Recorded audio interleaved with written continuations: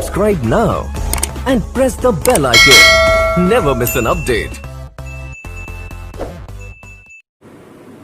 Good morning students. आज हम next topic करते हैं एप्लीकेशन ऑफ डायमेंशन एनालिसिस।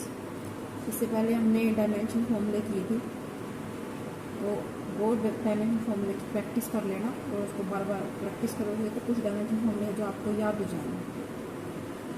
तो अब उसकी एप्लीकेशन क्या है, डायमेंशन फॉर्मूले हमने जो किए हैं, अब डायमेंशन एनालिसिस की एप्लीकेशन क्या है उसके बारे में हम पढ़ेंगे। तो हमारी फर्स्ट एप्लीकेशन है conversion of one system into another. एक सिस्टम से दूसरी सिस्टम में, जैसे किलोग्राम या किलोग्राम ही है, किलोग्राम जो है हमारा एम के सिस्टम में जो है मास की यूनिट किलोग्राम है और सी जी एस सिस्टम में क्या है, ग्राम है। वैसे ही लेंथ की है, जैसे एम के सिस्टम में मीटर है और सी जी एस सिस्टम में सेंटीमीटर है। तो इस तरह के इस न्यूमेरिकल इसमें करेंगे हम। Second to check dimension correctness, ये हम इसके न्यूमेरिकल बाद में डिस्कस करेंगे, और थर्ड के भी। तो सबसे पहले हम देखते हैं conversion of one system into another कैसे करेंगे। इसके लिए क्वेश्चन देखते हैं। तो इसके सबसे पहले हमें एक फॉर्मूला करना है। इसके लिए जो फॉर्मूला है ये आपको याद करना है, N2 is equal to N1 M1 by M2 raise to power A, L1 by L2 raise to power B और T1 by T2 raise to power C। ये फॉर्मूला आपको याद होना चाहिए। तो यहाँ पे जो N2 है वो हम फाइंड आउट करते हैं। N1 की वैल्यू जो गिवन होती है, और जो M1 L1 T1 है, ये जो गिवन सिस्टम होता है उसमें मास, लेंथ और टाइम का डायमेंशन है, और M2 L2 L2 जिस सिस्टम में हमें कन्वर्ट करना है उसकी। तो एग्जांपल है जैसे कन्वर्ट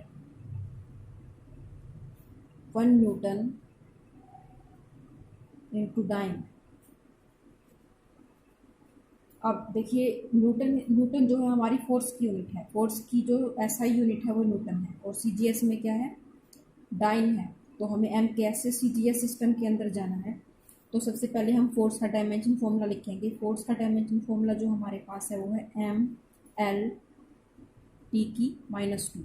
ये हमारा फोर्स का डायमेंशन फॉर्मूला है। तो यहाँ पे जो M की पावर L की और T की जो पावर है ये हमारी A B और C, जो यहाँ पावर हमने लिखी हुई है A B और C, तो इनकी जो पावर है वो हमें यहाँ से पता चलेगी। तो फॉर्मूला यूज़ करते हैं हम। तो देखो M1 मास, जो SI सिस्टम में जो मास की यूनिट है वो क्या है, किलोग्राम, और जो लेंथ की यूनिट है वो क्या है, मीटर, और टाइम की क्या है, सेकंड। ये हमारी होगी जिस सिस्टम में हमें दिया हुआ है न्यूटन। अब CGS सिस्टम में जो मास की यूनिट है वो क्या है, ग्राम, और लेंथ की यूनिट है सेंटीमीटर, और टाइम की यूनिट है सेकंड ही रहेगी। तो यहाँ पे ये हम लिख देते हैं कि ये MKS सिस्टम के अंदर है और ये CGS सिस्टम के अंदर। तो ये वैल्यूज़ हमें पता लगती है। तो अब फॉर्मूले में पुट करेंगे। तो N2 हमें फाइंड आउट करना है। N1 की वैल्यू है 1, हमें क्या दिया हुआ क्वेश्चन में, 1 न्यूटन इनटू डाइन, तो 1 जो है वो N1 की वैल्यू है। तो अब M1 को हमने लिखा है किलोग्राम,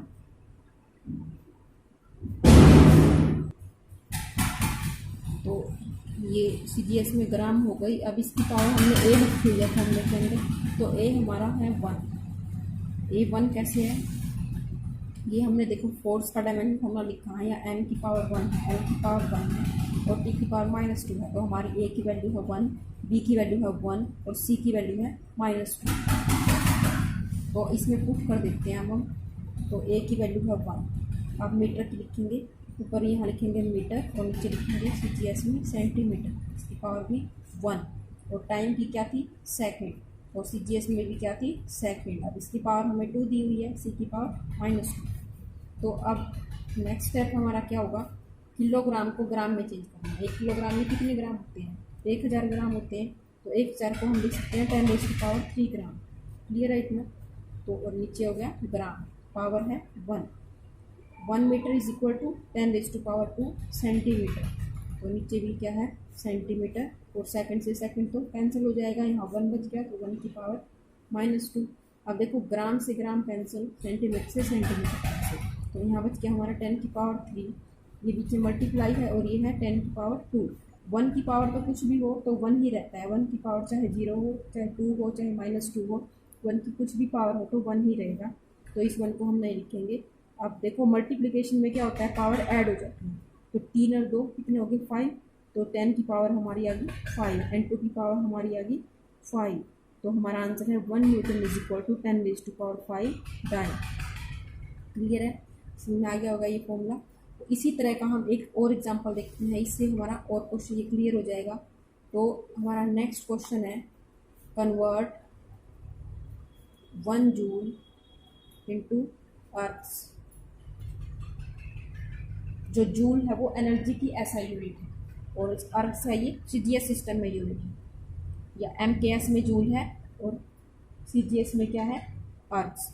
तो सबसे पहले हमें एनर्जी का डायमेंशन फॉर्मूला पता होना चाहिए। एनर्जी का जो डायमेंशन फॉर्मूला है वो है हमारा m l की 2 t की -2। तो यहाँ हम लिख देंगे a क्या होगा, m की पावर 1 है तो a की वैल्यू 1, b की वैल्यू 2 और c की वैल्यू -2। ये क्लियर होगी ए बी सी की पावर हमने कैसे लिखी है। तो अब हम वही फॉर्मूला अप्लाई करते हैं, n2 is equal to n1 की वैल्यू क्या दी हुई है 1 ही है, 1 जूल को करना है तो n1 की वैल्यू है 1।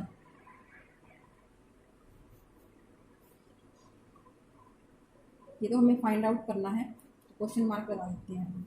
और अब सिमिलरली वैसे ही लिखेंगे m1 को, अब देखो मास को किलोग्राम में करेंगे, दोबारा लिखने की वैसे ज़रूरत नहीं है, इसमें लिख लेते हैं L1 को लेंथ को मीटर में और टाइम को सेकंड में।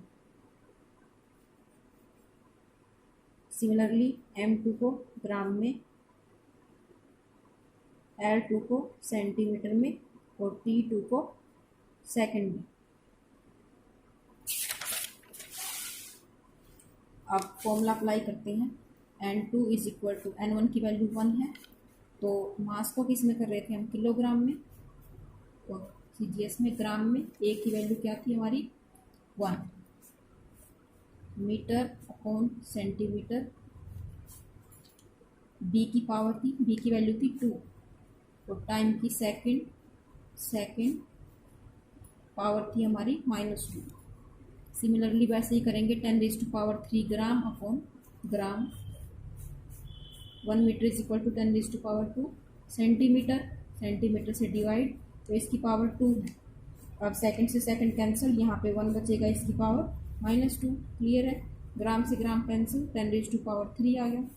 सेंटीमीटर से सेंटीमीटर कैंसिल, तो ये आ गया हमारा, देखो 10 की पावर 2 ये है और बाहर भी इसकी पावर यहाँ पे भी 2 दी हुई है, तो 2 × 2 क्या हो गया 4, 10 की पावर 4। 1 की पावर कुछ भी हो तो क्या होगा 1, तो हमारा आंसर है 10⁻7। It means 1 joule is equal to 10⁻7 ergs. Clear है ये। तो इसी तरह आपको बाकी कोई भी एक सिस्टम से दूसरे सिस्टम में कोई भी न्यूमेरिकल आप इसी तरह से इस फॉर्मूले का यूज़ करके कर सकते हैं। तो इससे जो नेक्स्ट न्यूमेरिकल है उसको हम नेक्स्ट वीडियो में करेंगे। Subscribe now and press the bell icon. Never miss an update.